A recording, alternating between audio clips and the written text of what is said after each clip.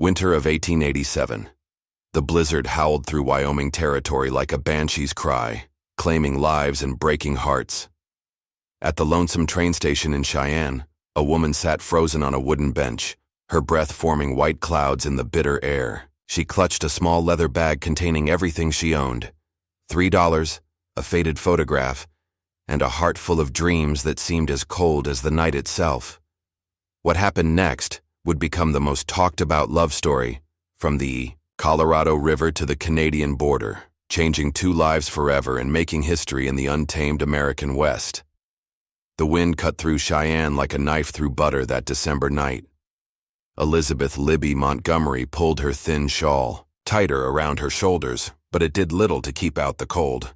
Her fingers had gone numb hours ago, and her lips were turning blue. The last train east had left 3 hours past, and the next wouldn't come until morning, if the storm didn't block the tracks. Libby had been a nurse back in Philadelphia, working in the charity hospital where she'd learned to tend wounds, deliver babies, and comfort the dying. But when the scandal broke, when Dr. Harrison tried to force himself on her and she'd fought back, breaking his nose with a bedpan, nobody would believe her word against his. The hospital dismissed her, and word spread through the medical community like wildfire. No respectable hospital would hire her, so she'd taken what little money she had and bought a train ticket west, hoping to find work in one of the mining towns where they were desperate for anyone with medical knowledge. But her money had run out in Cheyenne, and the boarding house had turned her away when she couldn't pay for another night.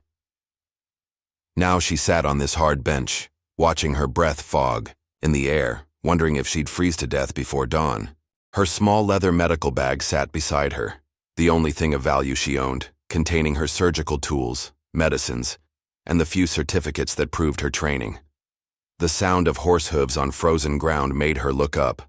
Through the swirling snow, she saw a figure approaching on horseback. The man was large, wearing a heavy coat and wide-brimmed hat, pulled low against the wind. As he drew closer, she could see his horse was a magnificent black stallion, and the man's clothes, though practical, were of fine quality. He dismounted and tied his horse to the hitching post, then walked toward the station. His boots were expensive. Leather, she noticed, and he moved with the confident stride of a man accustomed to having his way. When he pushed through the station door, a gust of wind and snow followed him inside. "Evening, miss," he said, touching the brim of his hat. His voice was deep and warm, with the slight drawl of someone who'd spent time in Texas. "Mighty cold night to be sitting out here alone." Libby tried to speak, but her teeth were chattering too hard. She managed a small nod. The man studied her with concerned eyes. He was perhaps 30 years old, with dark hair and a mustache, and despite the rough weather, he was clean-shaven and well-groomed. His face was weathered from years in the sun, but his eyes were kind. "Name's Jackson Jack Thornton," he said, pulling off his gloves. "I own the Double T Ranch about 20 miles north of here. Been in town on business and was heading home. When I saw you through the window." He noticed her medical bag and the way she was dressed. Her clothes were quality but worn, and she had the bearing of an educated woman despite her obvious poverty. "Are you a doctor, miss?" he asked gently. "Nee, nurse," Libby managed to say through chattering teeth. "Elizabeth Montgomery, from Philadelphia." Jack's eyes widened. A trained nurse was rarer than gold in Wyoming territory. Most towns were lucky to have a barber who could pull teeth and set bones. "Miss Montgomery, you're going to freeze to death if you stay here much longer," he said, his voice filled with concern.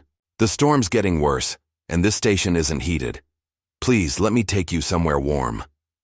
Libby looked at him with a mixture of hope and wariness. She'd learned not to trust men too easily, but she was desperate.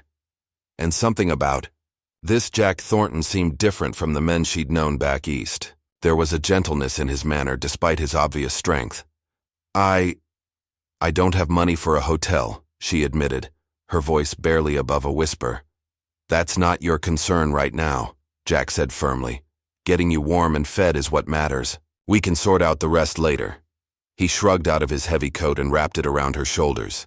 The warmth of it, still carrying his body heat, made her gasp with relief. The coat smelled of leather, horses, and something else, perhaps pine soap. "Can you walk?" he asked. Libby tried to stand, but her legs were too stiff from the cold. Without hesitation, Jack scooped her up in his arms, her medical bag included. She was light as a feather, he thought, and trembling like a leaf in a windstorm. "The hotel's just across the street," he said, carrying her toward the door.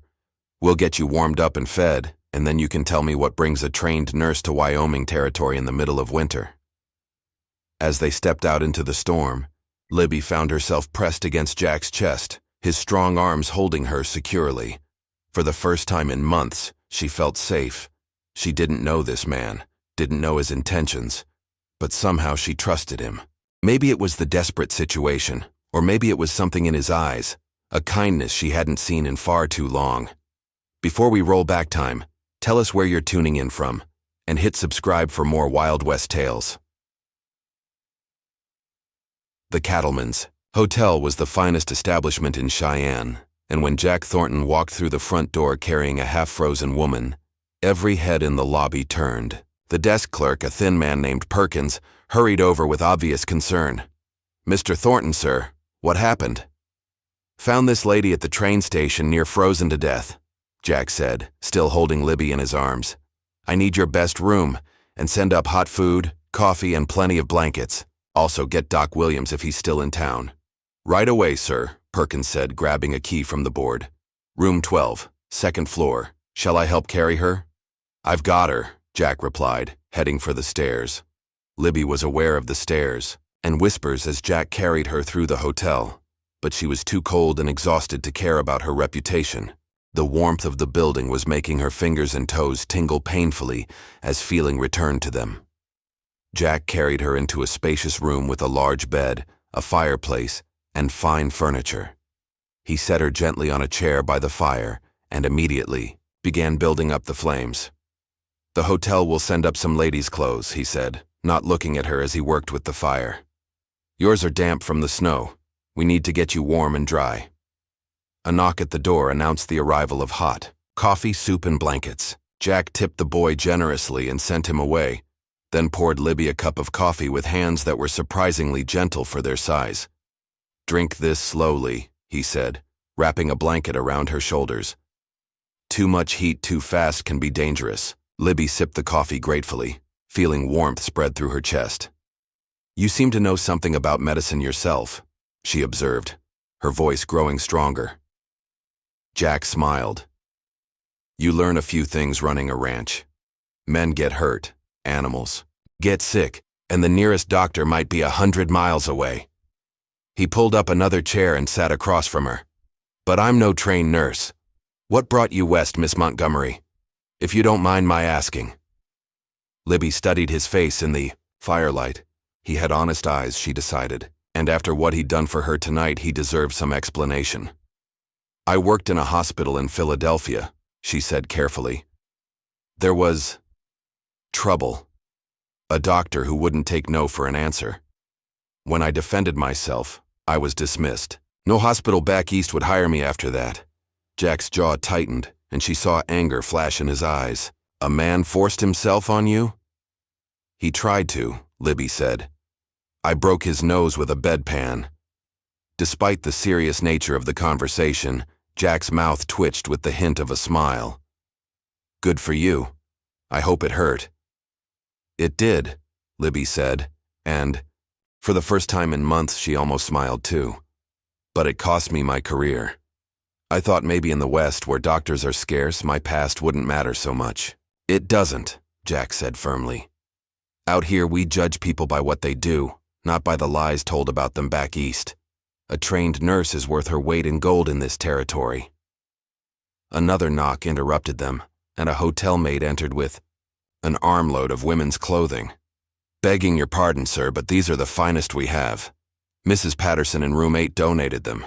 She said any woman caught in this storm deserves all the help we can give." "Thank Mrs. Patterson for her kindness," Jack said, standing.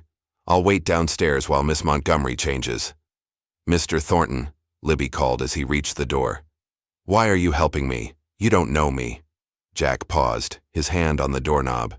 "Maybe because I know what it's like to be alone in the world," he said quietly. "And maybe because I've been praying for someone like you to come along." "Someone like me?" "A healer," he said. My ranch hands get hurt regular, and I've lost good men because there was no one to tend them properly. But more than that, he turned to face her fully. I've been looking for someone special, someone with strength and courage, someone who'd break a man's nose rather than let him take. With that, he left the room, closing the door gently behind him. Libby sat by the fire staring at the closed door.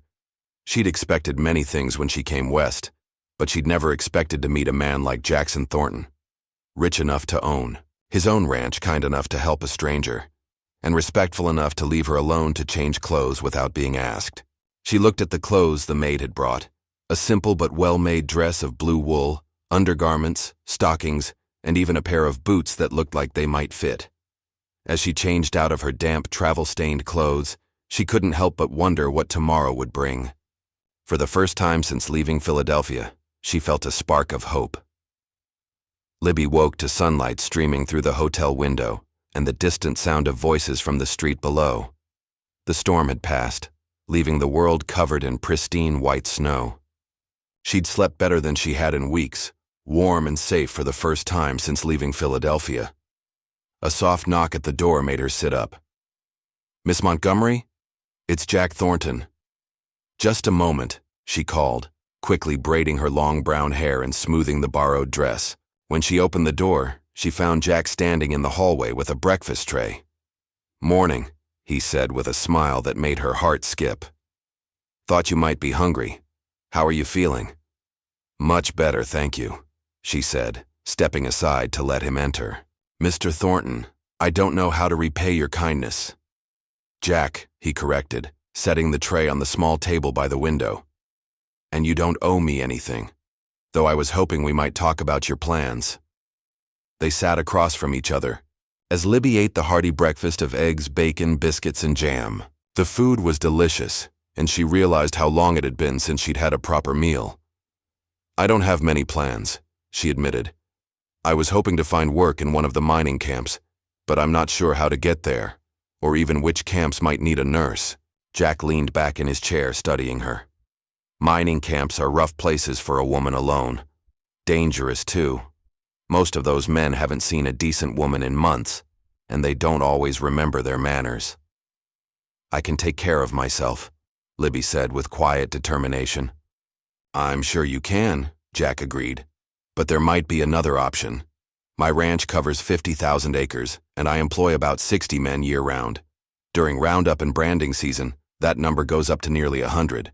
These men work hard and get hurt regular. Broken bones, cuts, burns, snake bites, you name it." Libby set down her coffee cup, interested. "You're offering me work?" "I'm offering you a position as the ranch's nurse," Jack said. "Good pay, comfortable quarters, and all the medical supplies you need. You'd have your own cabin near the main. House and Cookie, that's our cook, would make sure you're well fed." It sounded almost too good to be true. "What would you expect in return?" Jack's expression grew serious. "Honest work for honest pay. Tend the men when they're hurt, help with difficult births among the livestock when needed, and maybe teach some of the hands basic first aid. Nothing more than that.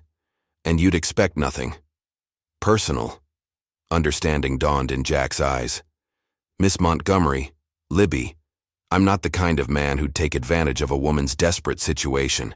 If something personal were to develop between us, it would be because we both wanted it, not because you felt obligated." Libby studied his face, looking for any sign of deception, but his eyes were clear and honest, and everything about his behavior since finding her had been that of a gentleman. "How far is your ranch?" she asked. 20 miles north. It's called the Double T after my initials, Jackson Thomas Thornton. We raise cattle and horses, some of the finest in Wyoming territory. The work is hard but honest, and the men who ride for me are good people." "You said you've been looking for a healer. Haven't you tried to hire a doctor?" Jack laughed, but there was no humor in it. "I've tried. Posted notices in newspapers from Denver to Kansas City. Most doctors want to practice in towns where they can build a profitable practice treating wealthy patients. Ranch work is too uncertain, too dangerous, and not profitable enough for most of them. But you'd hire a woman? I'd hire anyone with the skills and courage to do the job," Jack said firmly. Out here we care more about what a person can do than whether they wear pants or a dress. Libby considered the offer. It was better than anything she'd dared hope for, but it seemed too perfect. There had to be a catch. "What aren't you telling me?" she asked. Jack smiled appreciatively.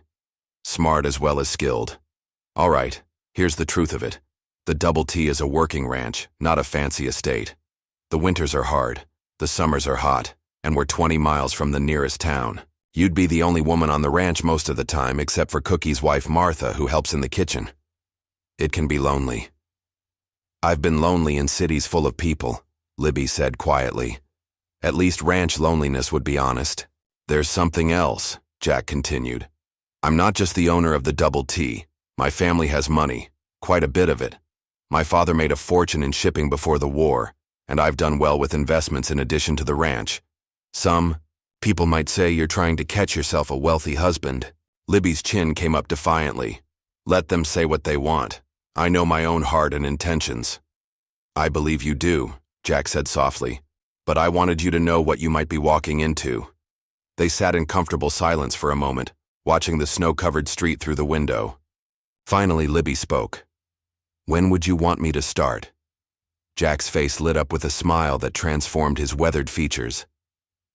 "Does that mean you'll take the position?" "It means I'll try it," Libby said carefully. "If it doesn't work out for either of us, I'll move on with no hard feelings." "Fair enough," Jack said, standing and extending his hand. "Welcome to the Double T, Nurse Montgomery." As Libby shook his hand, she felt a spark of electricity pass between them.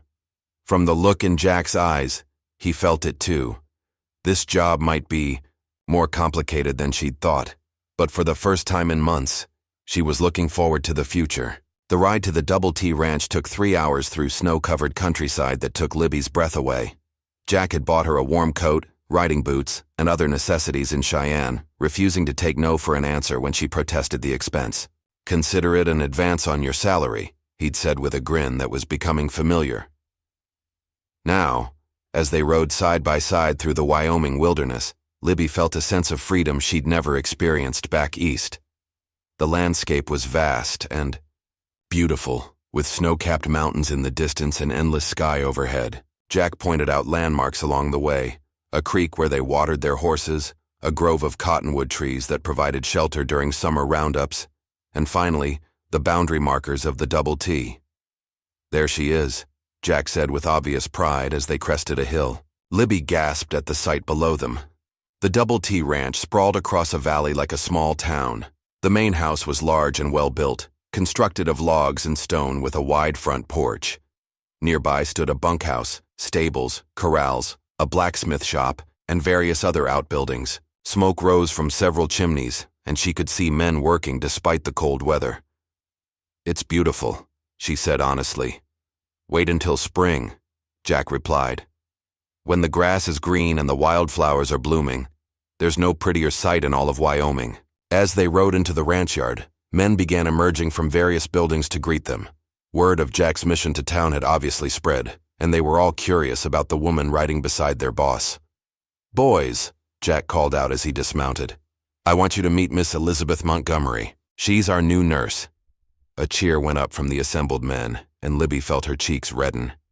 One grizzled cowboy with gray whiskers stepped forward. "Name's Tom Bradley, miss. I'm the foreman here. Can't tell you how glad we are to have someone with medical training on the ranch." "Thank you, Mr. Bradley," Libby said as Jack helped her down from her horse. "I hope I can be of help." "Oh, you will be," said another man with a bandaged hand. "I cut myself on some barbed wire yesterday, and it's been paining me something fierce." "I'll take a look at it after I get settled," Libby promised. Jack led her toward a small but well-built cabin about 50 yards from the main house. "This will be your home," he said, opening the door. The cabin was simple but comfortable, with a main room that served as both living area and office, a small bedroom, and a kitchen with a wood stove. A fire had already been lit in the fireplace, and the rooms were warm and welcoming.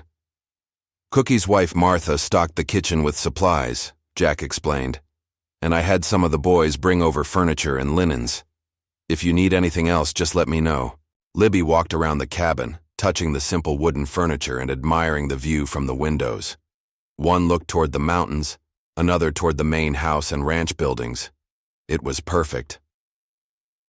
"There's one more thing," Jack said, leading her to a room she hadn't noticed. "I thought you might need this." He opened the door to reveal a fully equipped medical office. There was an examination table, cabinets full of supplies, surgical instruments, and medicines. Everything was clean and well organized, better equipped than some hospitals she'd worked in back east. "Jack," she breathed, overwhelmed. "This must have cost a fortune." "A good nurse is worth a fortune," he said simply. "Besides, I ordered most of this months ago, hoping I'd eventually find someone to use it." Libby felt tears prick her eyes. After months of rejection and hardship, this kindness was almost too much to bear. "Thank you," she whispered. "Don't thank me yet," Jack said with a smile. "Wait until you've seen what some of these cowboys can do to themselves.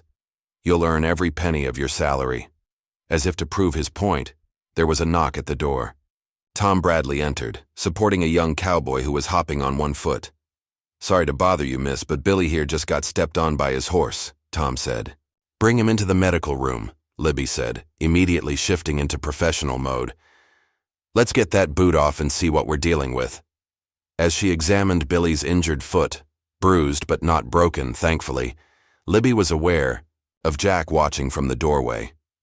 When she looked up after bandaging the foot and giving Billy instructions for care, she found him smiling. "What?" she asked. "Nothing," he said.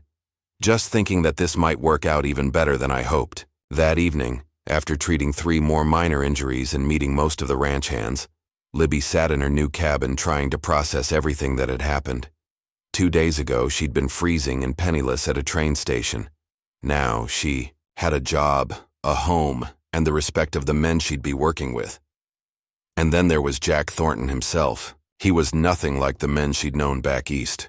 Neither the refined but weak gentlemen of society, nor the crude men who'd tried to take advantage of her vulnerability. Jack was strong but gentle, wealthy but unpretentious, and he treated her as an equal while still being protective. A soft knock at her door interrupted her thoughts. When she opened it, she found Jack standing on her porch with a steaming cup in his hands. "Thought you might like some hot chocolate before bed," he said. "Martha makes the best in Wyoming Territory."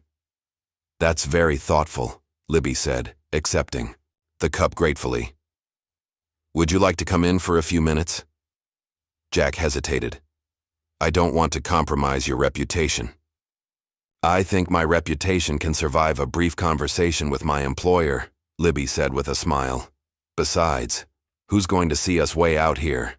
Jack entered and took a seat by the fireplace while Libby settled into the chair across from him. The hot chocolate was indeed delicious, rich and warming.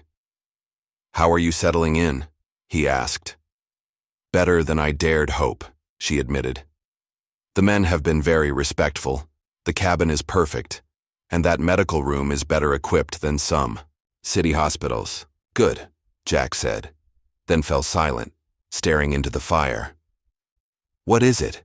Libby asked, sensing something troubling him. "I want to be honest with you about something," he said finally. "When I found you at that train station, it wasn't entirely by chance." Libby set down her cup, suddenly wary. "What do you mean?" "I'd been in town on business, yes, but I was also making inquiries about finding a nurse or doctor for the ranch.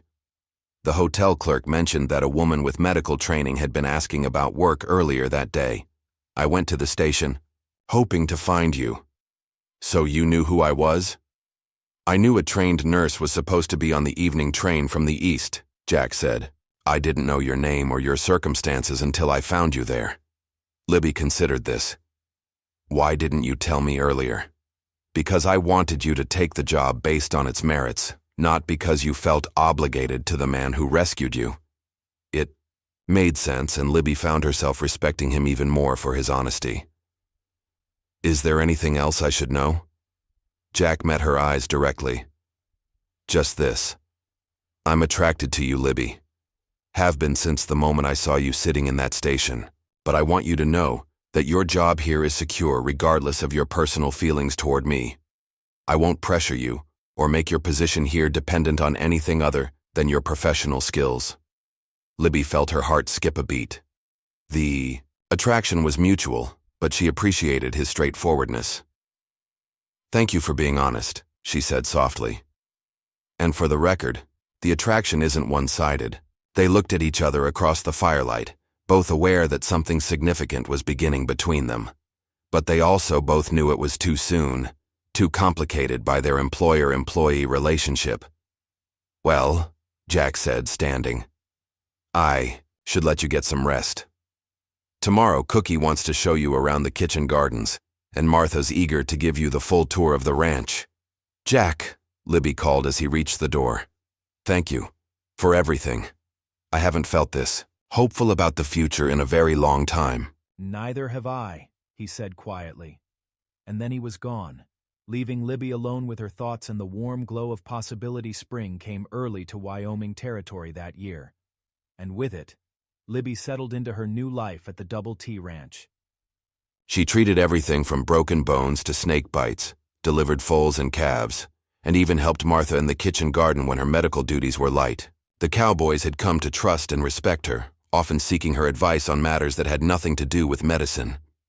But it was her growing relationship with Jack that occupied most of her thoughts.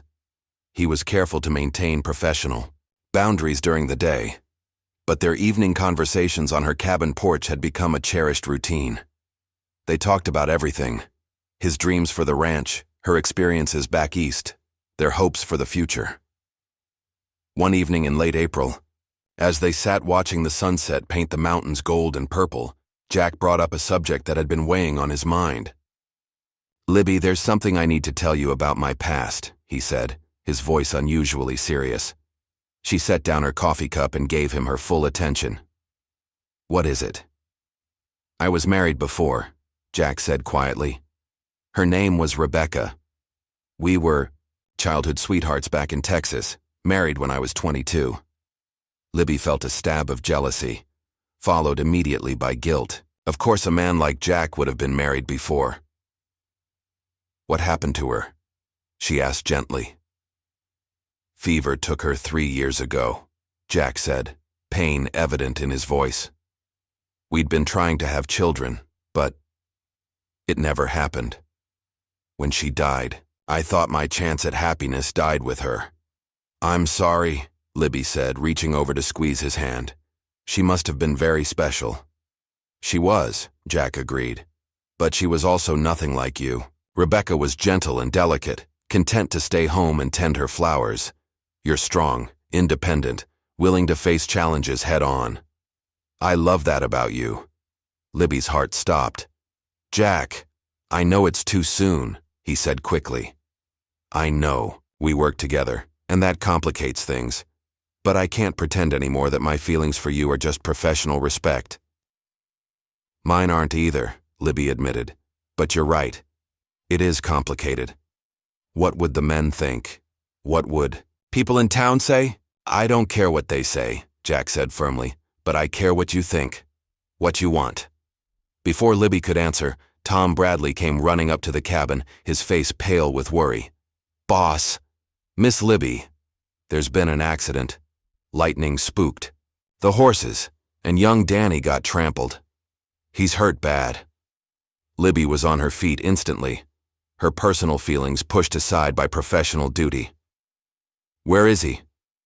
Bunkhouse, Tom replied. Cookie and some of the boys carried him there.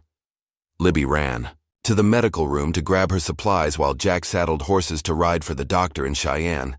But when she reached the bunkhouse and saw Danny's injuries, she knew there wasn't time to wait for the doctor.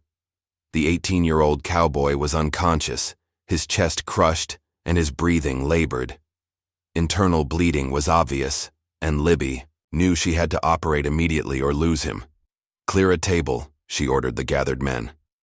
I need lots of light, hot water, and clean sheets. Tom, I need you to assist me. Miss Libby, Tom said uncertainly.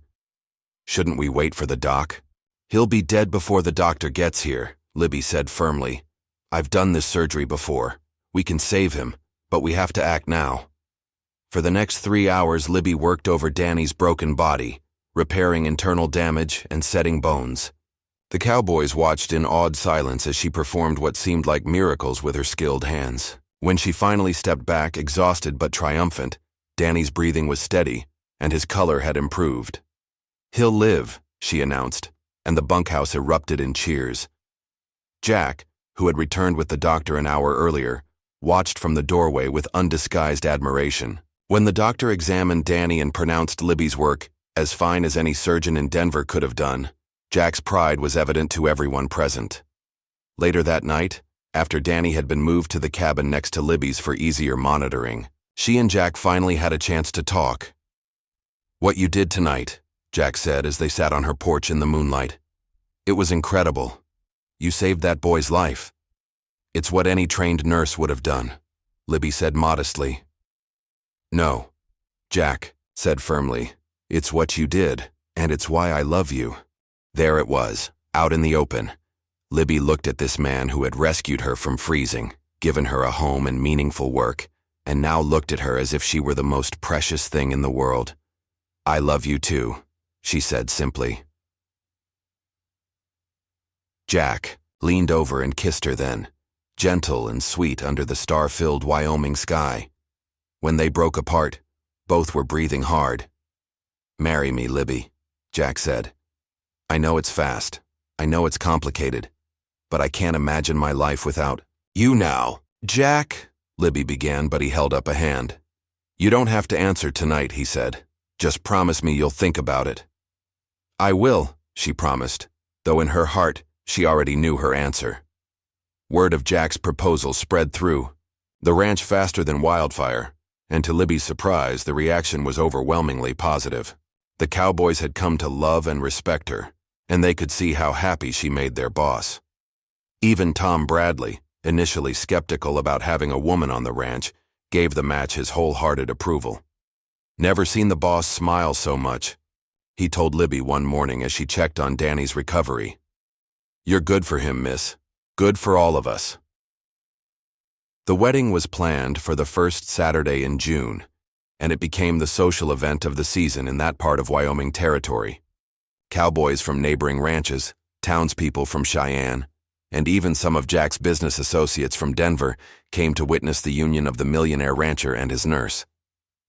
Libby wore a dress of ivory silk that Jack had ordered specially from San Francisco, and Martha had woven wildflowers from the prairie into her hair. She looked radiant as she walked down the makeshift aisle between the ranch buildings, with Tom Bradley proudly escorting her in place of the father she'd lost years earlier.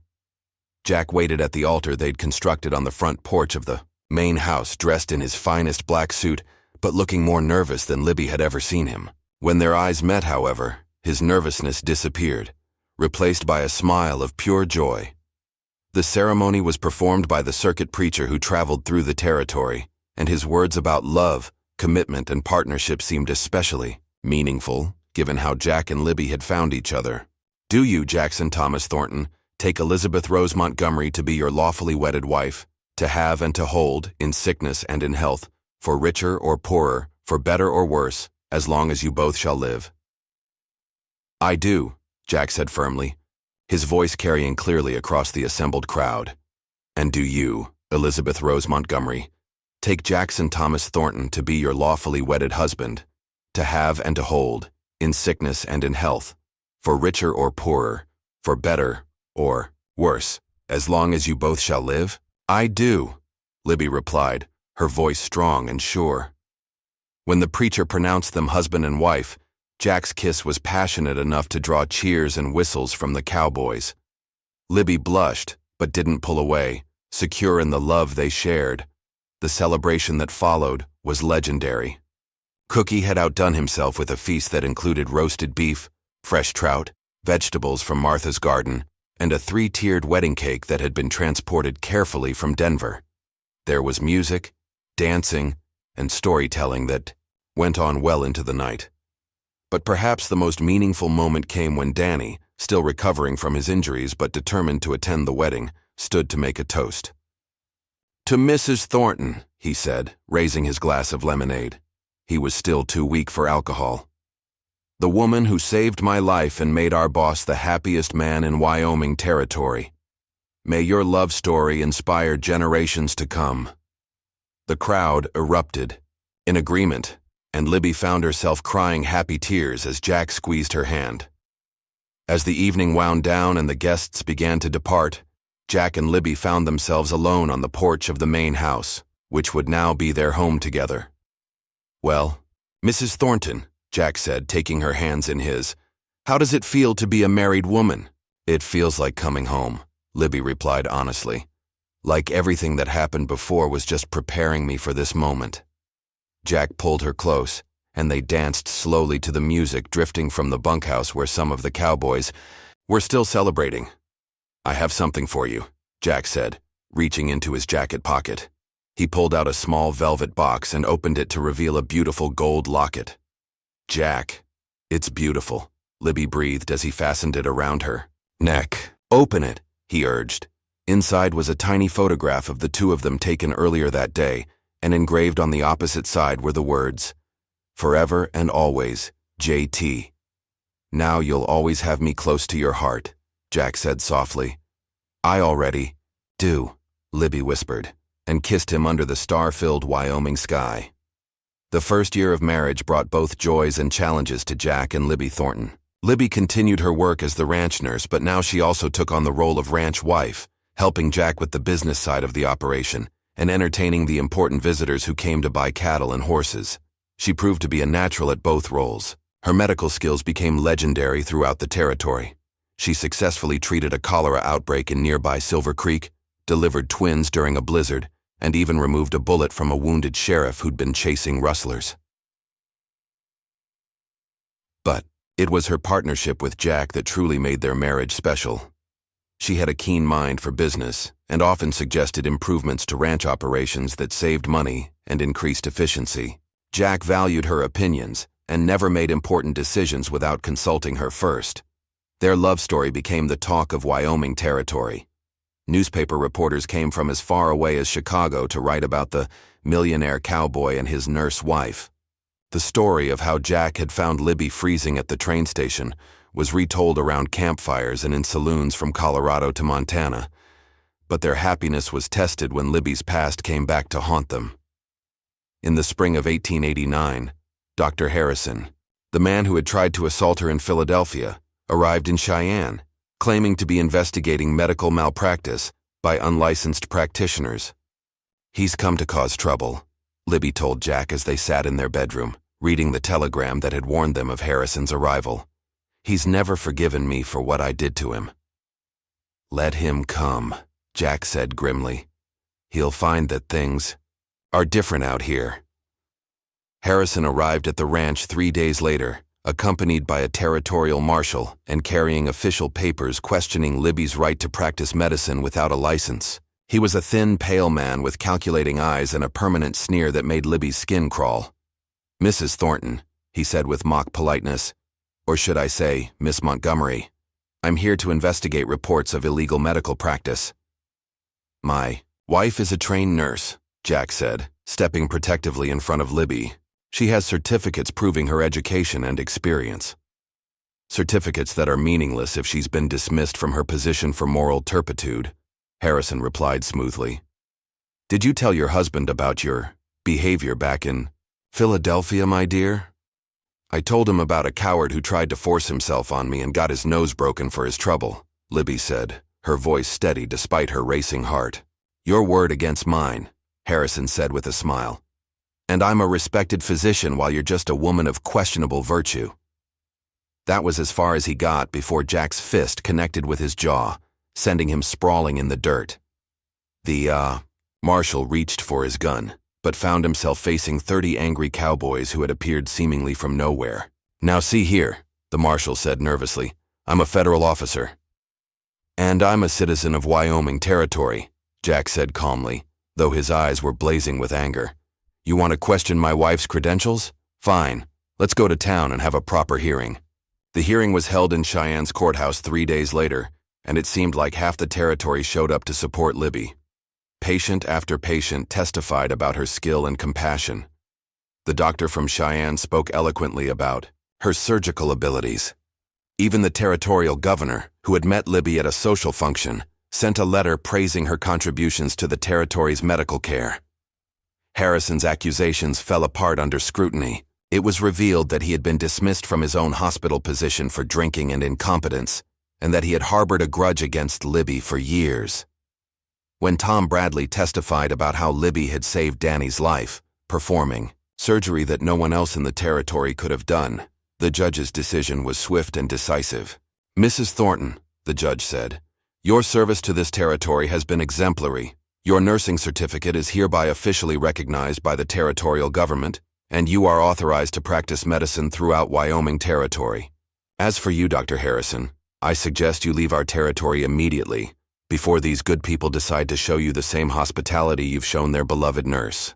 The courtroom erupted in cheers, and Libby found herself swept up in Jack's arms as he spun her around in celebration. "It's over," he whispered in her ear. "He can't hurt you anymore." "We did it together," Libby replied, looking into his eyes. "We can face anything together."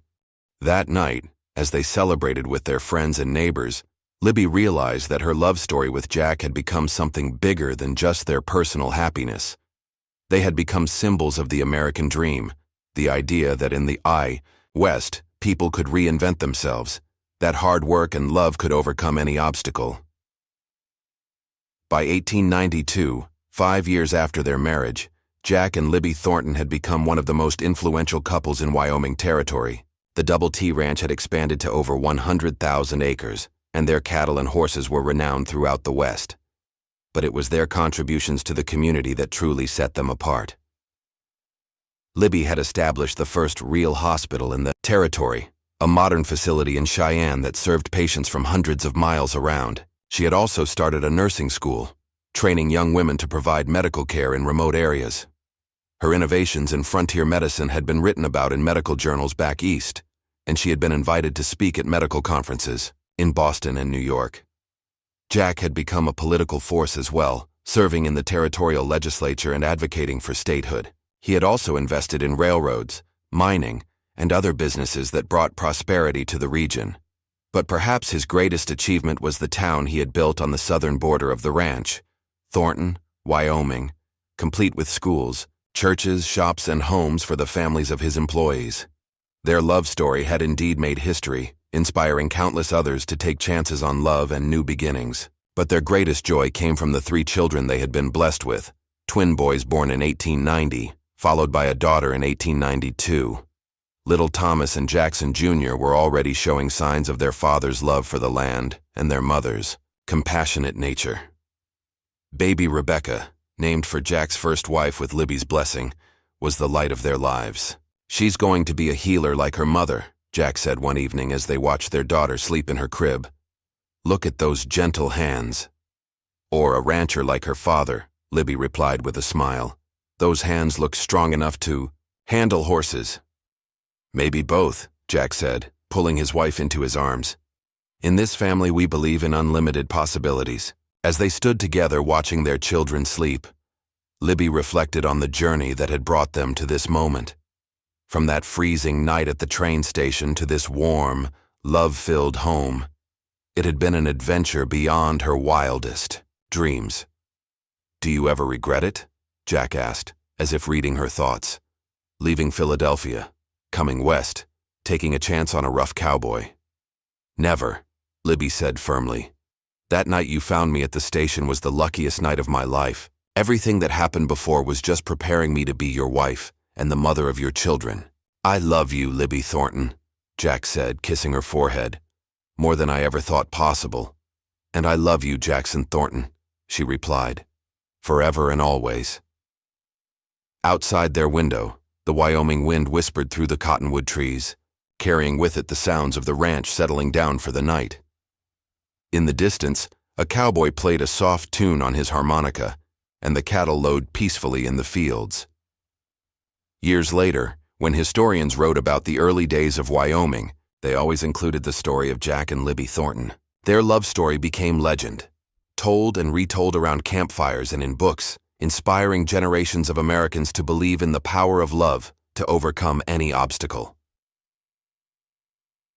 The Double T Ranch continued to thrive under their children's leadership.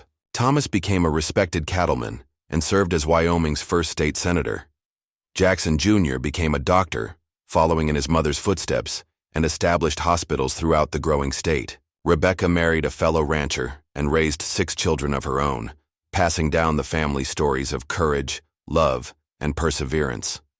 The town of Thornton grew into a thriving city, and the hospital Libby founded became a major medical center. Her nursing school graduated hundreds of women who carried her legacy of compassionate care throughout the American West. But perhaps the most enduring legacy of Jack and Libby's love story was the example they set for others. They proved that love could blossom in the most unlikely circumstances, that 2 people from different worlds could build a life together based on mutual respect, shared dreams, and unwavering commitment. In the museum in Cheyenne, visitors can still see Libby's medical bag, the one she carried that cold night in 1887 when she sat freezing at the train station. Next to it is Jack's wedding ring and a copy of their marriage certificate. But the real monument to their love isn't in any museum. It's in the hundreds of couples who found inspiration in their story, who took chances on love, who built lives together in the American West. The plaque in the museum reads, Jackson and Elizabeth Thornton, proof that love can conquer all and that the greatest adventures begin with a single act of kindness. And in the graveyard on the hill overlooking the Double T Ranch, 2 headstones stand side by side under the big Wyoming sky. Jack died in 1923 at age 86, and Libby followed him just 3 months later, unable to bear life without her beloved husband. They are buried together as they lived, hand in hand, heart to heart, their love story complete but their legend eternal. The inscription on their shared headstone, chosen by their children, reads simply, Forever and always. A love that made history. Even today, more than a century later, visitors come to Wyoming to see where the famous love story began. They visit the site of the old train station in Cheyenne, tour the Double T Ranch, now a museum, and walk through the town of Thornton. And they leave inspired by the story of a millionaire cowboy who found a freezing nurse at a train station and discovered that sometimes the greatest treasures are found in the most unexpected places.